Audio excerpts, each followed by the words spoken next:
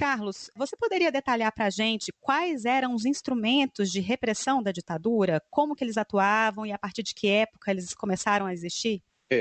O golpe de 64, como eu já disse, ele já veio com bastante violência e prisões e tortura, mas a partir do AI-5, que foi um instrumento que tentava regulamentar, vamos dizer assim, as atividades do governo militar, essa violência se tornou uma repressão política, criando vários sistemas. Os militares chamavam de sistemas justamente essas esferas, esses pilares da repressão política, que eram vários. O principal deles era a repressão propriamente dita, ou seja, a prisão seguida frequentemente de tortura e que muitas vezes levava à morte da vítima, né? Então, essa prisão em massa era feita por um desses sistemas, chamado Sistema de Segurança Interna, e vamos dizer, era nesse bojo que a tortura, que é o aspecto, vamos dizer, mais visível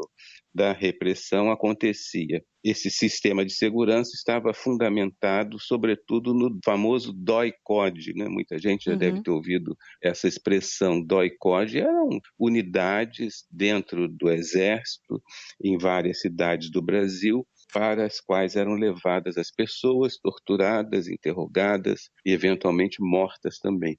Mas havia outros sistemas, né, como os próprios militares chamavam.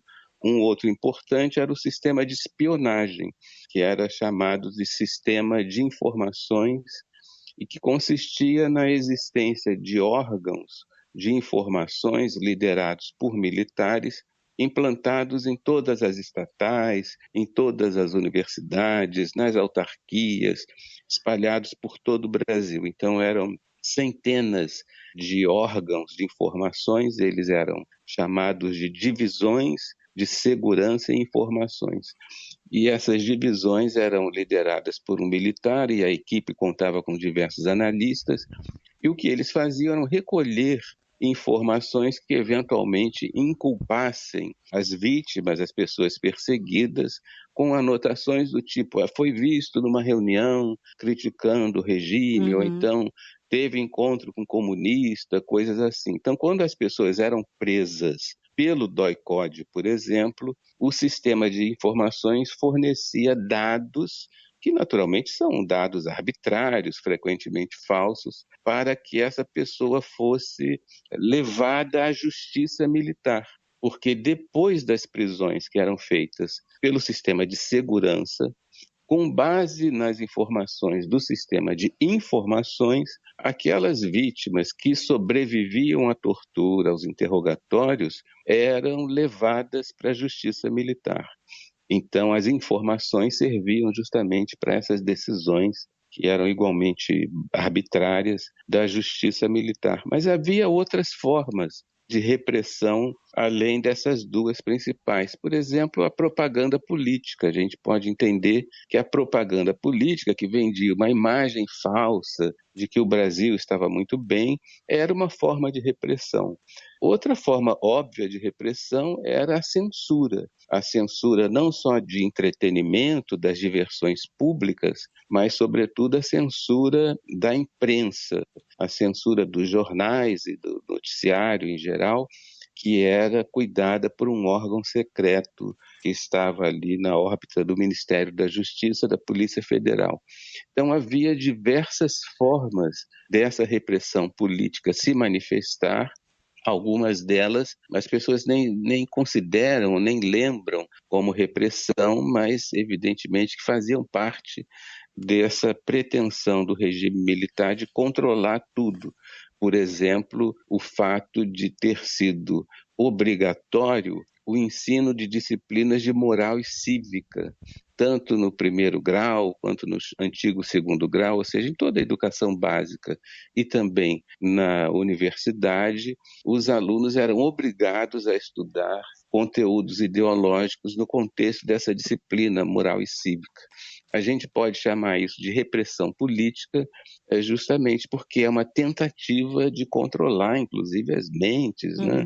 De ideologizar a juventude. Isso fracassou, né, mas foi uma tentativa também. Então, a repressão política ela vai além da mera violência e por isso que é possível distinguir a violência que houve desde o início do golpe, de 64 até 68, daquilo que a gente chama repressão política a partir de 68, quando esses sistemas todos que eu mencionei foram criados.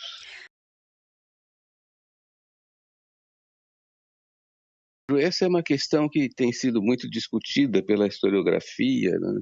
E há opiniões diversas, porque em história a gente constrói o conhecimento com pretensões de verdade justamente a partir do debate de posições diferentes. E há autores que consideram que os jornais foram coniventes em relação à censura. Eu, pessoalmente, acho que não, né? O que acontecia com a censura? Todo dia chegava na redação dos jornais uma lista de assuntos que eram proibidos. Então, não podem ser abordados os seguintes assuntos. Aí vinha aquela lista de tópicos que eram proibidos, justamente eram chamados de proibições determinadas. Vinham de um órgão secreto do Ministério da Justiça, o SIGAB, hoje a gente conhece, mas na época ninguém conhecia, e às vezes até eram passadas por telefone, ligavam para a redação do jornal e diziam: os temas proibidos são tal, tal, tal, tal. Isso quando não havia um censor dentro da redação do próprio jornal.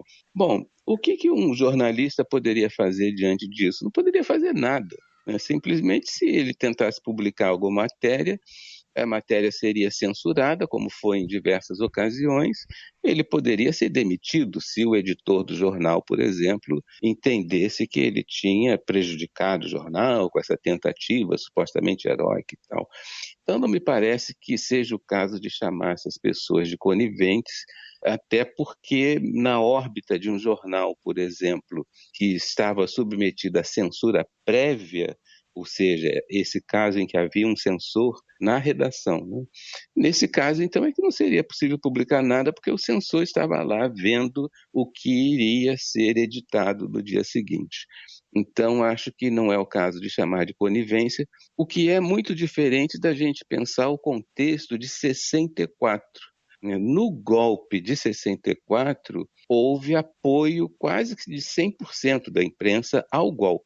Agora, posteriormente, vários jornais se tornaram críticos e no contexto da censura posterior ao AI-5 é que se deu essa sistemática que eu mencionei, né? Então, eu acho que não dá para chamar generalizadamente todos os jornalistas de coniventes com a censura. E como é que os jornais mostravam, assim, digamos, indiretamente, que eles estavam sendo censurados? Tem aquela história de publicar receitas de bolo, enfim, receitas de pratos. O que eles faziam, hein, Carlos? Isso é meio folclórico, né? Realmente houve alguns episódios em que o Jornal do Brasil, por exemplo, tentou denunciar que havia sido editado, e denunciar criticamente, né, que havia sido editado o AI-5, sugerindo que o dia tinha sido um dia dos cegos, né, como se fosse uma efeméride, assim.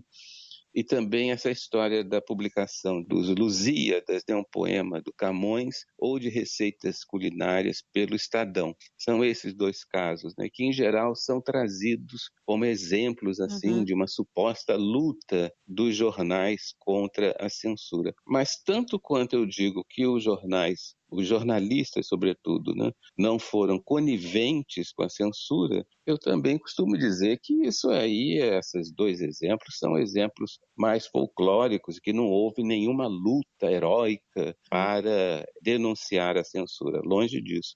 Inclusive, essas manifestações do Estadão de publicar, por exemplo, os Lusíadas, né, trecho dos Lusíadas do Camões, às vezes nem eram entendidas pelos Os leitores leitores. que diziam: ah, que beleza, está publicando um poema tão importante.